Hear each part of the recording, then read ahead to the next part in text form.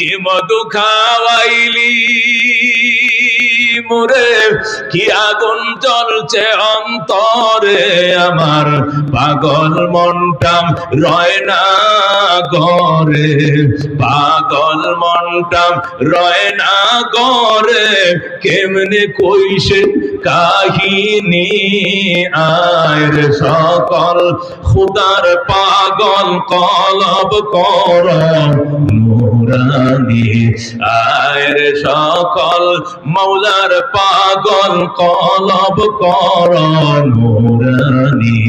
যে দেখেছে তার চেহারা সে হয়েছে গৃহহারা। আল্লাহু আকবার।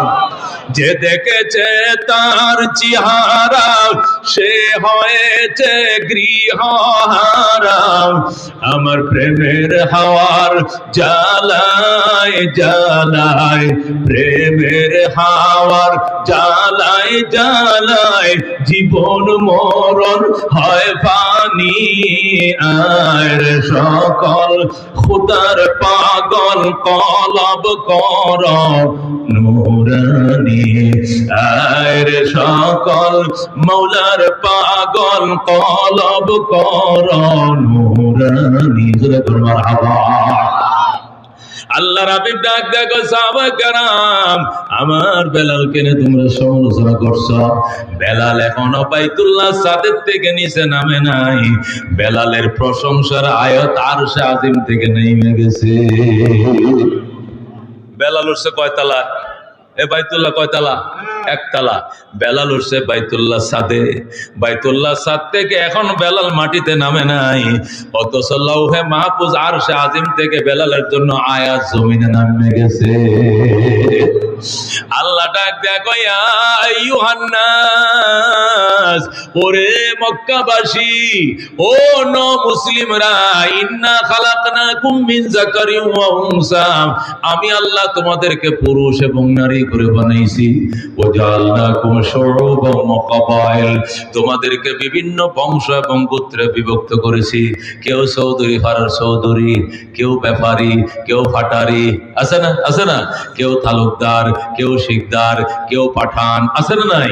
আল্লাহ কই এই যে খান, পাঠান, চৌধুরী, ব্যাপারী, তালুকদার, শিকদার, ইমান মর্যাদা এগুলো লিতারাফু, এটা শুধু দুনিয়ার পরস্পর পরিচয়ের জন্যই। ইন্না আকরামাকুম ইনদাল্লাহি আতকাকুম, আমি আল্লাহর কাছে ওই মানুষ বড় সম্মানী যে মানুষ বেশি মুত্তাকি। আল্লাহু আকবার। এই আয়াত নাযিল করে আল্লাহ বুঝাইছে, ও মক্কাবাসী, বেলালের বিবেচনা চামড়া দিয়ে করলে হবে না। বেলালের বিবেচনা মানুষের বিবেচনা বংশ দিয়ে করলে হবে না। কে ধনী কে গরিব এটা আপনের মানদণ্ড নয়। কালো সাদা আপন হওয়ার মানদণ্ড নয়।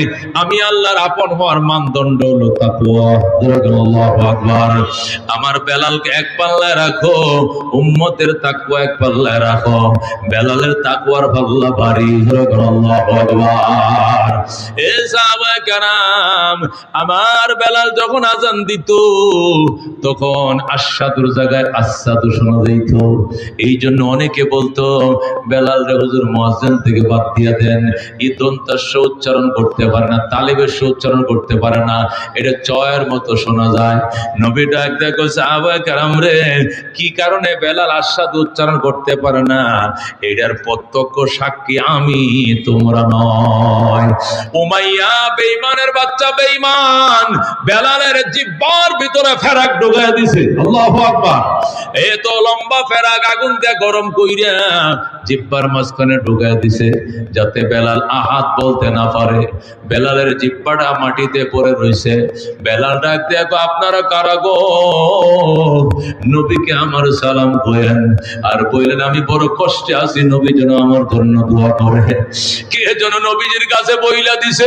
আল্লাহর হাবিব রসুল গো কয়া বেলাল কান্দে। নবীজি হাউ মাউ করে চিৎকার শুরু করছে। আবু বকর দৌড়ায় এসে, ইয়া রাসূলুল্লাহ কি হইছে? আমার বেলাল রে মারলে আমার বুকে আঘাত লাগে, আমি সইতে পারি না, বেলালকে আজাদ করে দে। হযরত সিদ্দিক আকবর ডাক দিয়া কয়, ইয়া রাসূলুল্লাহ, ইয়া হাবিবাল্লাহ, আপনি চিন্তা করিয়েন না, আমি আমার গায়ের চামড়া বিক্রি করব প্রয়োজনে, তবু আমি বেলালকে আজাদ করে ছাড়বো। আল্লাহু আকবার। আল্লাহর হাবিবের সান্ত্বনা দিয়া হযরত আবু বকর বেলালের কাছে আইসা, কো বেলাল কি খবর? ও জিব্বার মধ্যে ফেরাক ঢুকাইছে, এখন আর জিব্বাটা ভিতরে নিতে পারি না। আবু বকর ডাক দেয়া কো বেলাল, আমি তো আগেই বলছিলাম আহাদ আহাদ শব্দটা মনে মনে বলো, জোরে বলিও না। বেলাল কো বাজান, এটা যত আস্তে বলার নিয়ত করি কলিজা ফেটে বের হয়, এশকের আগুন কোনোদিন চাপা দিয়ে রাখা যায় না। কথা ঠিক কিনা? মেরে ভাই ও দোস্ত বুজুর্গ, হযরত বেলাল হাবশী রাদিয়াল্লাহু তাআলা আনহুর ব্যাপারে কথা উঠছে, উনি আসাদু কইতে পারেন না, আসাদু কয়, এই জন্য বাদ দেওয়া হোক। কিতাবের মধ্যে লেখে নবীজি পরীক্ষামূলক ভাবে 3 দিনের জন্য আযান বন্ধ করে দিলেন। বললেন আযান দিও না বেলাল, অন্য মুয়াজ্জিন আযান দিবে। হযরত আব্দুল্লাহ ইবনে উম্মে মাকতুম রাদিয়াল্লাহু তাআলা আযান দিতেন, বেলালের আযান বন্ধ। 3 দিনের মাথায় জিবরাইল আইসা কয়, ইয়া রাসূলুল্লাহ, ইয়া হাবিবাল্লাহ, আজকে 3 দিন হয়ে গেল আযান হয় না, তার কারণ কি? নবী বললেন আযান তো চলছে, আমি নবী ইমামতি করি, মুয়াজ্জিন আযান দিতেছে, একামত হচ্ছে। জিবরাইল ডাক দেয়, হুজুর আযান মদিনার মাটিতে হতে পারে, এই আযানের ধ্বনি আরশে মহল্লায় পৌঁছায় না। আল্লাহু আকবার। আজকে ফজরের থেকে আবার যদি উনাকে পুনরায় নিয়োগ দেওয়া না হয়, এই রাত আর কোনোদিন দিন হবে না। আল্লাহর হাবিব আবার মুয়াজ্জিনকে, হযরত বেলালকে আবার মুয়াজ্জিনের দায়িত্ব দিয়ে দিলেন। সুবহানাল্লাহ।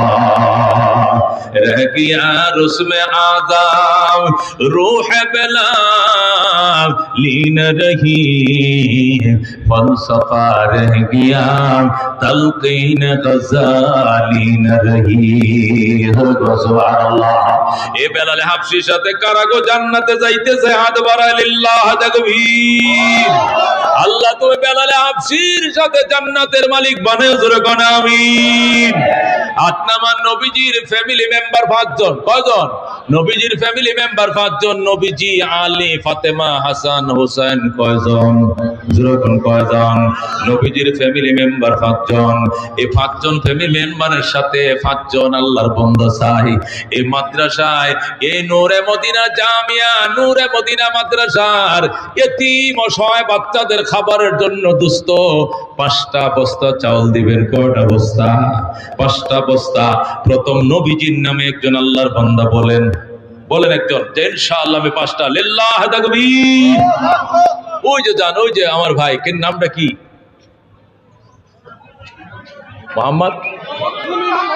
মোহাম্মদ মুমিনুল হক সাহেব 5 বস্তা তো আল্লাহ তুমি কবুল করো, জোরে করো আমিন।